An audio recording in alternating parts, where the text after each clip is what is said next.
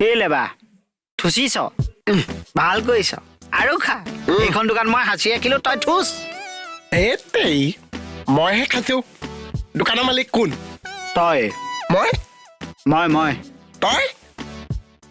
তই তই কালি ৰাতিও তোক খাই আছ বিস্কুট এই কালি ৰাতি মই নাখাইছো কালি ৰাতি টাইগাৰে খাইছে টাইগা কোন তাই